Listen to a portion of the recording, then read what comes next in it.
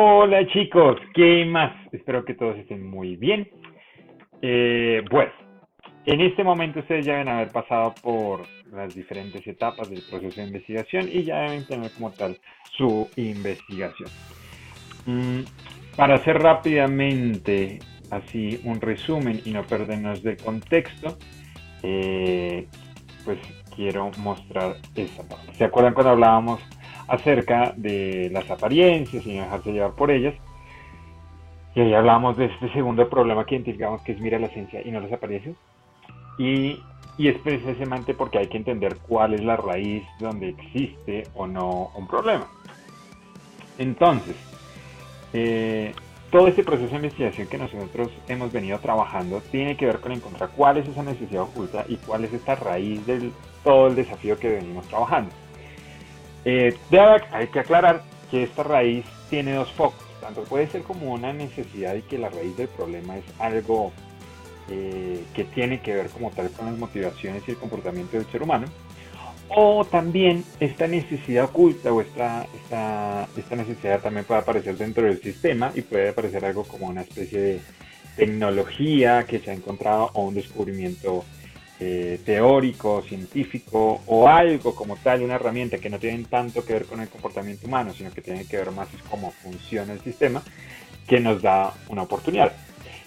¿Y por qué hablamos de esas necesidades convirtiéndose en oportunidades? Porque al final del resultado de todo este proceso es que cuando uno encuentra cuál es la raíz del problema y encuentra cuál es la necesidad, luego la convierte en una oportunidad para poder hacer innovación. Mm, hablábamos de Holtero, cuál es el problema, hablamos de que el proceso de investigación tiene que estar muy enfocado no solamente dejarse llevar por lo que las personas dicen, sino poder entender más allá cómo es el comportamiento de las personas y alinear ese comportamiento con lo que las personas dicen y entender si hay un trasfondo. Y por eso hablábamos que todo lo que uno encuentra al principio son simplemente estas evidencias y cosas que uno puede ver, pero en el fondo de todo este proceso uno encuentra cosas que son no perceptibles y que ahí entendemos cuáles son las necesidades, cuáles son nuestros principios y llegamos a las emociones y que las emociones son esta raíz donde podemos encontrar cuál es la motivación humana. Si se han dado cuenta, este proceso de investigación se enfoca mucho en el comportamiento humano. ¿Por qué? Pues porque la primera parte del contexto, pues ustedes vienen trabajando desde el colegio, desde la universidad, cómo hacer una investigación de contexto y cómo generar hallazgos de un sistema como tal, encontrando información secundaria, encontrando cómo esta información tiene relación, pero ya analizar cómo esta información tiene injerencia en el comportamiento del ser humano o yo cómo puedo percibir esto, es algo mucho más complejo, probablemente algunos ya lo vienen trabajando, otros no, en el cual necesita de más trasfondo y capacidad para que la vayamos formando. Hablábamos que para el principio para desarrollar esto pues hay que generar unos actores, esos actores nos permiten facilitar el proceso de investigación y que ese proceso de investigación debe complementar estos dos contextos, ¿no? Nos debe primero determinar qué es novedoso para el reto, qué impacto se tiene, qué significa sorpresa, cuál es la necesidad, qué tendencias hay, que es casi todo lo que uno visualiza en el contexto, excepto por la sorpresa. Pero también nos ayuda a determinar a partir de todas estas preguntas qué es lo que significa sorpresa y cuál es la necesidad que necesita un usuario, pues nos ayuda a identificar, bueno, cuáles son las preguntas que debo resolver, de dónde voy a tomar la información y qué método debe ser el más viable para poder recolectar esa información, entendiendo que el método es una de las herramientas que determina si uno se deja sesgar o no se deja sesgar del proceso. Entonces yo les daba una herramienta, no es más como tal una herramienta, es más como una concepción de cómo se puede considerar la información, porque ustedes pueden hacer tablas de Excel o pueden hacer un papel, lo que quieran, pero esto nos ayudaba a dividir la información en dos, si ustedes ya lo tienen claro, la parte del contexto y la parte del usuario, que hay en un video anterior.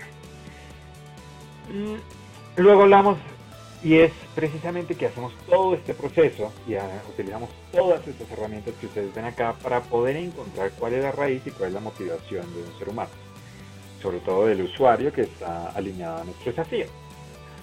Pero, ¿con qué fin? Bueno, este objetivo es como tal encontrar esto. Cuando nosotros ya analizamos y replegamos toda la información de un plan de investigación, es el momento en que tenemos que encontrar cuáles son esas posibles oportunidades de innovación. Y para encontrar esas posibles oportunidades de innovación, que es la joya de la corona de esta etapa, ¿sí? Y para eso quiero hacer un slash no puedo. Quiero hacer un paréntesis. Y ese paréntesis es que en la primera etapa, en el primer principio, que era no dejarnos llevar por la idea, hablábamos que lo más importante es tomar un desafío que esté alineado a la estrategia de la organización o del emprendedor o de la institución pública en la que vayamos a hacer la innovación. En este segundo planteamiento, el problema aquí es que uno no se debe dejar llevar por la intuición simplemente. Uno tiene que empezar a hacer todo un proceso de investigación para que luego pueda liarla. ¿Sí? Algo que sí va a suceder es que ustedes se van a dar cuenta que en este método, como en todos los procesos de innovación y de emprendimiento, pues el emprendedor debe dejarse llevar la intuición, pero bajando completamente, tratando de bajar la incertidumbre. Y esa incertidumbre se disminuye con todo el proceso de investigación. Pero en esta segunda etapa, que es la de no dejarse llevar por las apariencias, tenemos que enfocarnos en, para no dejarnos llevar por esas apariencias, en encontrar una oportunidad de innovación que ya investigue y valide. Y para eso, pues bueno, tengo muy pocos minutos para explicarles cómo desarrollar. Para eso, hay 3 niveles de juego. ¿Qué es lo que vamos a hacer? Lo primero que ustedes deben hacer es que, como trabajaron en equipo o vienen trabajando sea individual o con otras personas, muchas de esas personas ustedes dividieron el trabajo y se encargaron de hacer un proceso de investigación diferente. ¿Qué es lo interesante de la recolección ya de la información y del análisis de estos datos? Pues que hay que tener en cuenta también la percepción de cada uno de los miembros del equipo que generó esta información. Así que lo más importante y la primera etapa que ustedes deben desarrollar es compartir historias y los resultados. Ese es un momento en el que ustedes se deben sentar con su equipo de trabajo, juntarse cada uno y empezar a decir, ¿sí?, cuáles fueron las hallazgos que encontraron. ¿El equipo qué va a hacer? El equipo lo primero que va a hacer es que va a empezar a recolectar toda la información que le parezca relevante de la investigación. Y para eso, lo que yo les aconsejo es que utilicen unos post-it o las fichas bibliográficas que siempre yo les utilizo, ¿sí? Entonces, pueden empezar a escribir en cada post-it un hallazgo que les parece relevante de lo que el compañero les está diciendo acerca de los resultados de su investigación, una ficha bibliográfica, dependiendo de los recursos que tengan, a la mano. ¿Eso con qué fin? Bueno, si generamos la información de manera separada, nos va a servir mucho para luego clusterizarla y analizarla. Así va a ser mucho más fácil analizar los datos. Pero lo importante en esta etapa es que ustedes puedan ir alimentando y que cada uno de los participantes y los integrantes del equipo diga sus resultados y que también usted le genere preguntas. Y eso es fundamental. Que cada uno de ustedes genere preguntas o dudas. Cada vez que una persona les esté diciendo alguna de la información, algo de la información, usted puede generar un momento y decirle, bueno, y tal cosa fue interesante o no.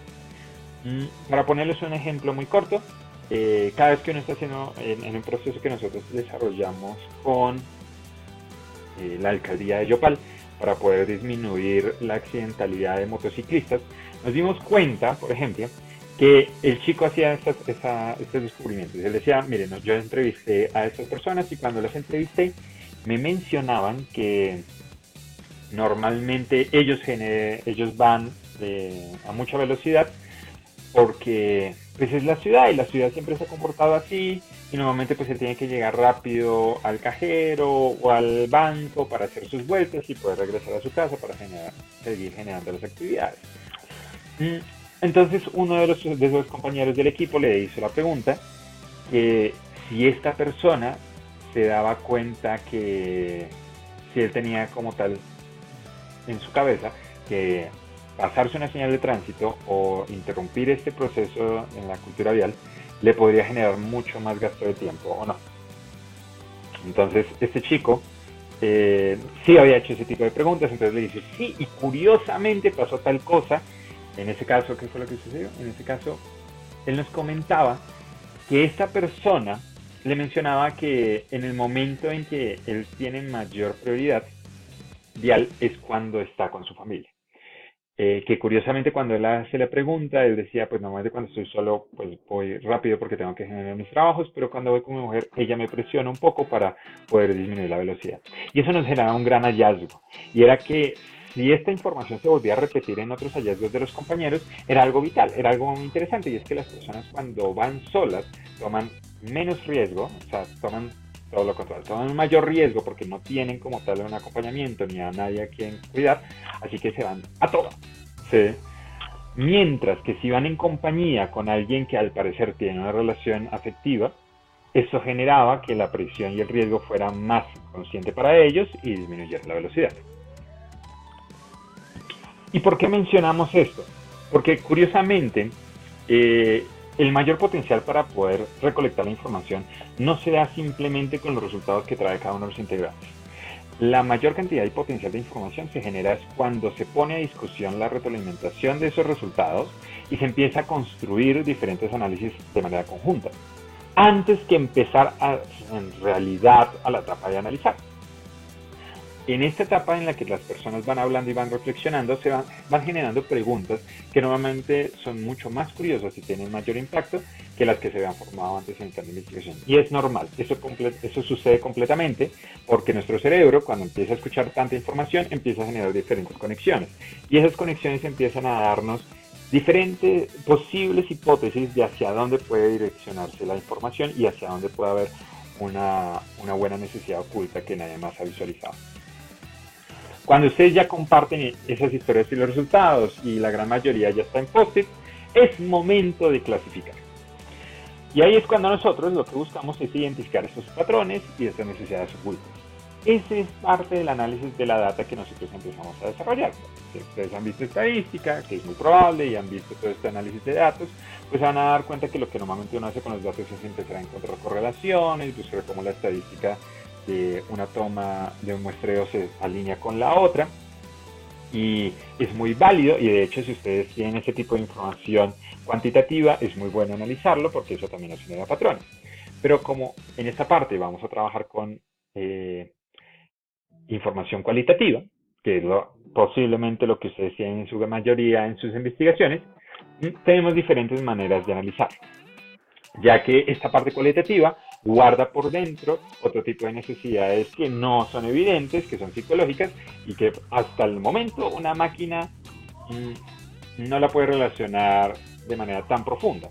Ya hay aproximaciones, ustedes saben que todo esto de la Big Data genera un gran desarrollo a partir de la inteligencia artificial para que se pueda analizar otro tipo de correlaciones de la data y se pueda analizar data cualitativa a partir de la semántica y de otro tipo de aspectos. Pero como ninguno de ustedes tiene presupuesto para hacer un análisis de Big Data, y tampoco tenemos Big Data porque la data es muy pequeña en este proyecto, vamos a trabajar un poco de metodologías cualitativas que se usan mucho en estos procesos de innovación. Lo primero es que vamos a trabajar por 3 niveles y cada nivel lo vamos a poner a prueba. ¿Listo? Probablemente este video no me alcanza para eso.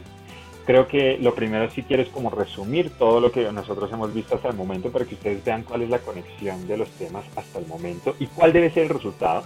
Que el resultado es encontrar esa oportunidad de innovación basada en esa necesidad oculta que encontraron. Y para eso vamos a trabajar estos 3 niveles de juego. ¿Listo?